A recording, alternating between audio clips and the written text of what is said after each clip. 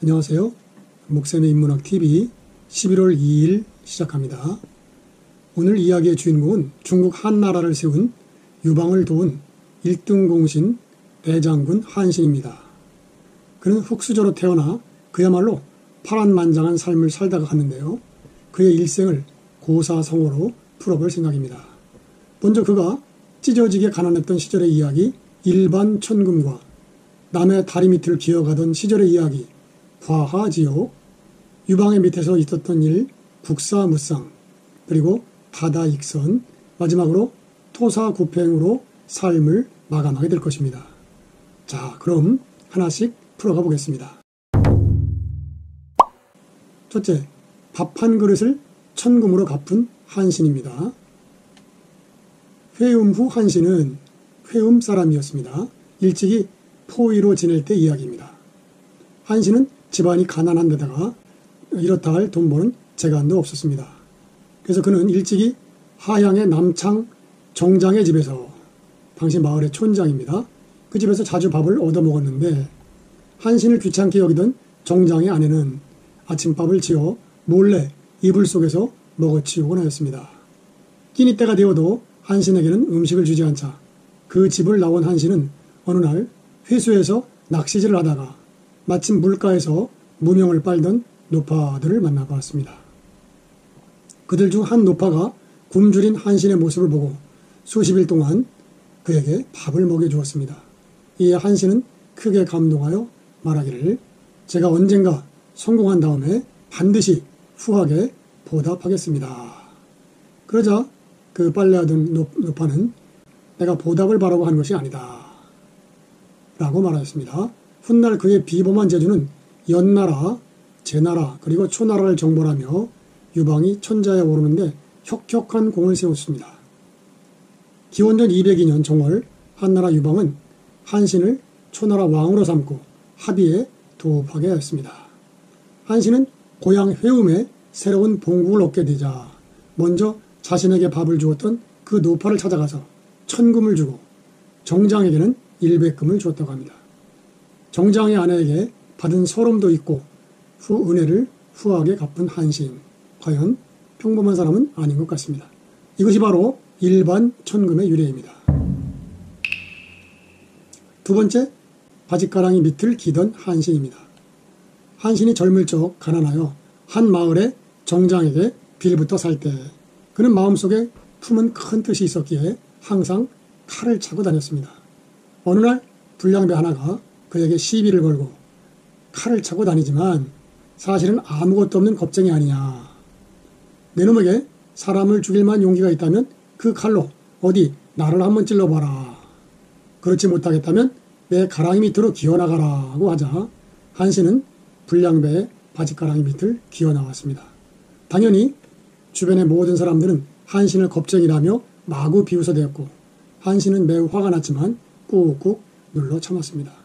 훗날 초왕의 자리에 오른 한신은 신하들과 대화를 하면서 자신이 과거에 겪었던 일을 회상하며 이 일을 언급하면서 내가 모욕을 견디지 못하고 그를 죽였다면 죄인으로 쫓겼을 것이니 바짓가랑이 밑을 기어가는 치욕을 참아 이 자리에 오를 수 있었다고 말하였습니다. 이것이 과하지옥이라는 고사성어가 생긴 유래입니다. 사타구니 과 아래하 어조사지 욕될욕 바짓가랑이 밑을 걸어 기어갔다는 말입니다. 세 번째로 국사무상입니다. 이 뜻은 나라에서 견줄 사람이 없을 정도로 빼어난 인재라는 뜻입니다. 한왕 유방은 항우에 휘하에서 기순한 한신을 치석도의에 임명했으나 그를 비범한 인물로 생각하지는 않았습니다. 그런데 승상소하는 한신이 비범한 인물인 것을 알아보고 유방에게 한신을 추천했으나 유방은 여전히 한신을 인정하지 않았습니다. 유방이 군사를 이끌고 남종으로 갈 때 길이 험하고 멀어서 도주하여 이탈하는 자가 많았습니다.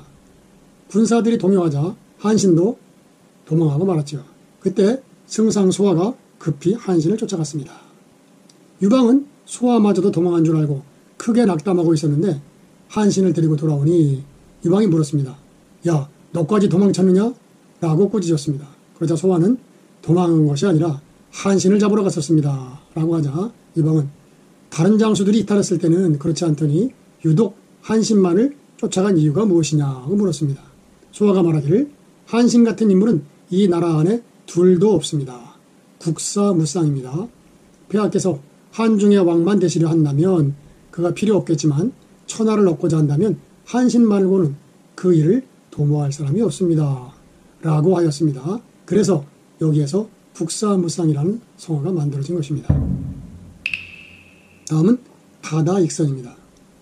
많으면 많을수록 더욱 좋다는 뜻이죠. 한나라 고조 유방이 대장군 한신과 함께 여러 장군들의 능력에 대해서 이야기를 나누던 끝에 이렇게 물었습니다.